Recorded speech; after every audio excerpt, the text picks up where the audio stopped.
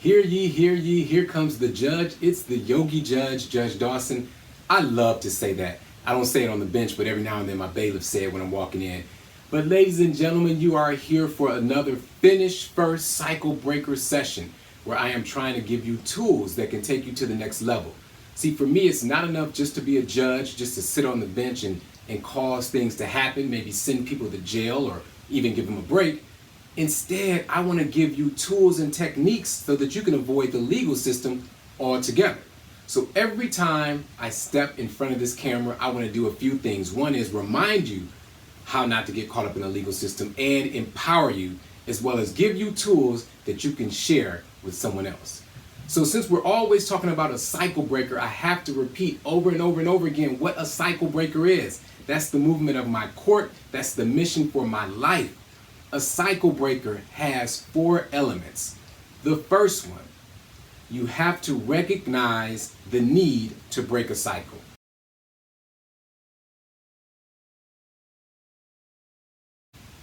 You know, whether it's a New Year's resolution, whether it's something tragic that happens in your life, or just something that you want to do, at some point you have to recognize that there is a need for change. There is something you should do differently or maybe do better. And even if it's not you, maybe it's something that's happening in your family. Maybe there's a cycle of abuse in your family. Maybe there's a cycle of neglect in your family. Take it away from your family. Maybe in your community, too many houses are abandoned. Too much crime is running rampant. Whatever it is, that's something that strikes you in your heart and you say to yourself, that's a cycle that needs to be broken. So that is the first element of being a cycle breaker, is recognizing the need for change.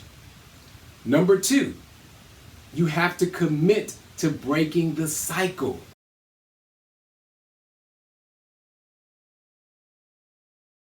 Why is that so important? Well, because we're busy, we're distracted, and so many things are going on that will keep you from moving toward your goals. But once you make a commitment, you are moving closer, you are inching closer to what it's going to take you to that next level. So you could say, you know what, I know domestic violence needs to stop, or I need to stop getting pulled over by police. Sometimes you can control it, sometimes you can't. I know that, I'm a judge. But whatever it is, once you recognize the need to change something, you have to commit to changing it. Commit to doing what you can do to affect that change. Number 3 is you have to get the tools and resources to make the change.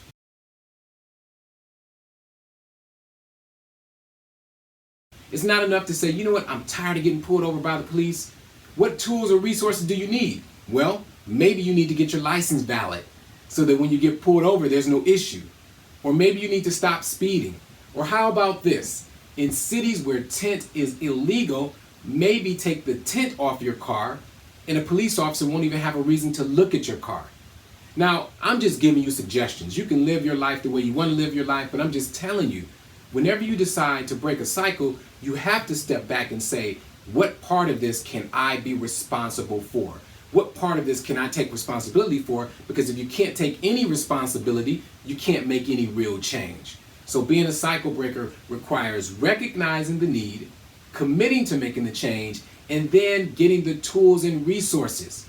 Let's take the tools and resources to another level. Maybe you want to be a doctor. Well, for sure, you can't be a doctor sitting on your couch. You have to figure out how to get back in school, how to enroll, how to get into that industry. Those are the tools and resources. Let's say you want to get a good job. You're tired of dealing with, low income at the end of the month and not being able to pay your bills. So now you got to figure out, okay, what are the tools? Who are the resources? Where do I need to go so I can get me a better job? See, these theories are principles that go across the board. It doesn't matter what you're trying to accomplish in your life. These are tools that you can apply in pretty much any scenario. Number 4 of being a cycle breaker is having the grit to stay in there.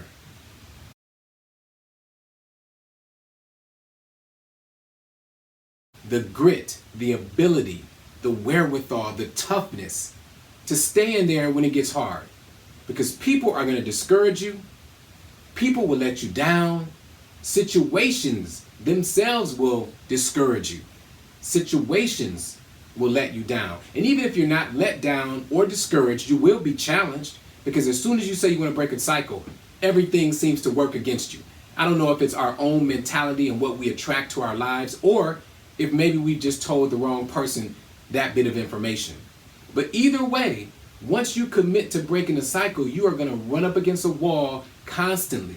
And the question becomes, do you have what it takes to stay in there? And I tell you, we all do. Think about it. You are a human being. You have arms, legs, hands. You have a head. You have a brain. You are a miracle. So yes, you can stay in there when the going gets tough. And if you don't believe me, look back at your life. What have you endured already? When have they counted you out? When have they said, you know what, she's not going to be a success, or he's not going to be a success? It's happened many times, but now I need you to say, I can then again tap into that grit, and I will not give up no matter what happens now. Those are the 4 elements of being a cycle breaker. Recognizing the need for change, committing to making the change, getting the tools and resources, and then finally the grit to stay in the game. So how does that all apply to what we're talking about today? Well, I am going to give you some principles of how to live your best life going forward. Every day you get a chance to reset. Every month, every year, instead of just saying Happy New Year, let's say, let's have a good year. Let's have a better year. And just like with anything else, you can just drift through life hoping that it happens, or you can tap into the tools and techniques that will guarantee that you achieve your goals. And that's all I want to present for you today. So number 1, face your fears. Face your fears. Now, being a judge, I see so much going on in the court. I see so much destruction. I see so much loss of life, so many lost opportunities, so many people who are giving themselves setbacks based on the situation that they're in. And a lot of times, the situation that they're in is based on their fear to go forward, their fear to move in the next direction. So I want to talk to you briefly about how you can face your fears so that you live your best life. Now, the first thing we have to do, think about it, you can use the whole cycle breaker framework. You have to recognize, okay, what is it that I'm fearing? What is it about this situation? And even before you do that, let's take a step back. You have to recognize that the feelings that you have are actually feelings of fear. Because see, a lot of times we want to be so tough. You know, I don't fear nothing. I'm not afraid of anybody. I can handle my business. But then you have to look behind that, peel away the layers, and determine whether or not it's fear that's underlining that situation. You know, after years of practicing law, years of being a judge, what I found, and most importantly, I must not forget this, years of dealing with people who have been incarcerated, whether they are adults or youth. When you peel back all the layers, there's a fear there. Even the toughest guy in the room, the biggest bully in school, the toughest person in jail, oftentimes what they're dealing with is an underlying fear of something. Maybe they're afraid of being exposed, that they weren't that tough growing up. Or maybe they developed this hardened personality because early on growing up, they were afraid of being picked on or laughed at. Maybe there's a situation that happened early in their life where they were abandoned. Maybe dad wasn't in the home, and we know that's a problem happening in every community. Maybe mom was dealing with some issues. Maybe there were people who were on drugs or even in jail. So the family unit was broken. So the only reason or the only way that that young man or young woman could react or hide all that pain was to become a bully or to become a fighter or a thief or a drug dealer, whatever it is. But there's a fear. And I'm glad I mentioned drugs because that's a whole different level of fear. If you know somebody who's selling drugs, there's a good chance that at some point they lived in an area of poverty. I mean, that's one area. That's one reason. You can either be exposed to the business and go into it that way, or, again, we're dealing with fear. So if you've lived your life in poverty, if you've lived your life not knowing where your next meal is going to come from, and then all of a sudden you have this opportunity to do something to make money, yeah, it may be illegal. Yes, it may cause me to go to jail and lose some time, but you're going to balance that with the pain and the fear of continuing to be broke. So when we talk about fear, the first thing to recognize is that in many situations, no matter what it looks like on the outside, on the inside, maybe deep down on the inside, the battle is with fear. So now that we recognize that the battle is with fear, the question is, how do we face our fears? Because that's what this talk is about, facing your fears. Well, it's quite blunt, quite in your face. A matter of factly, you just get up and you do it. You just realize that, hey, you know what, for too long, I've recognized that's a fear act. I'm selling drugs because I don't want to be broke. I'm risking my life. I'm risking jail, incarceration, because I don't want to be broke. So I have to face that fear. And then next I have to figure out, okay, what else can I do to defeat that fear? An activity that's not defeating to me. What kind of activity can I put in place to defeat the fear that won't be self-defeating? So if your fear is not having enough money and not having food to eat, you don't solve it by breaking in places and stealing when you go to the Walmart. You solve it by figuring out the tools and techniques to get you a better job so that you don't have to do it. That's how you face that fear. If your fear is leaving a relationship because you don't think anyone else is going to love you. And again, you have to recognize that, right? Why are you sitting there getting abused mentally? Why are you sitting there getting abused physically? Well, it's fear. What are my fears? Well, I don't think anyone else will love me. I don't think I can get somebody to help me out with the bills. I don't think anyone else is going to take care of my kids the way that he or she does. But once we recognize that all of those are based in fear, that's when we can decide what other tools and techniques do we need to get out of there.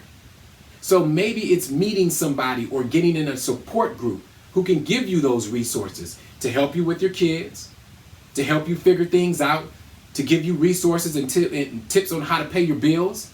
I mean, it's really simple.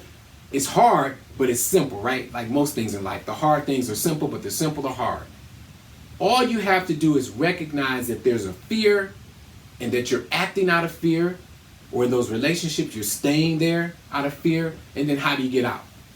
And even if it's not that you fear financial ruin or emotional support, some of us are in domestic violence situations or bad relationships, and we believe, matter of fact, we know that if you leave that person, they are going to be violent.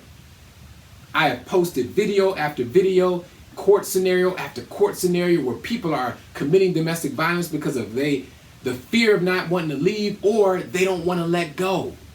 So that's a real fear. I'm not going to minimize that at all. But take a deep breath in and relax, because the solution really is the same. Yes, you're not going to look for financial means. That's not your big deal. You want to figure out, how do you get out of that relationship in a safe way so that you don't end up physically harmed? How do you get out that relationship in a safe way so that your kids don't end up physically harmed? And I submit to you again, there are tools and techniques to do it, but you have to muster that courage. You have to face your fears. Face your fears and contact the Domestic Violence Center. Face your fears and let that family member know, who you always laugh and joke with, that, hey, at home things are pretty bad and I may need your help planning my exit. See, we're so concerned about our image. We want everything to look perfect that we sit and suffer in silence. But suffering in silence is no longer acceptable if you're trying to live your best life. But I don't want you to be dangerous in the way that you get out. I want you to be strategic. Think about it. And as we do with the cycle breaker method, tap into the tools and techniques and the resources so that you can get out in a safe manner. So we're talking about facing your fears. Maybe your fear is starting a new business. You know, you've been thinking about it, and you finally have to realize, you know what? The reason I'm delaying this is that I'm a little scared. I'm scared of failing. I'm scared of what they're going to say about me if I don't win. I'm scared that I'll open up the door and nobody will come in and shop at my business. Whatever it is, I'm scared I'll start that website and I won't get the clicks and likes.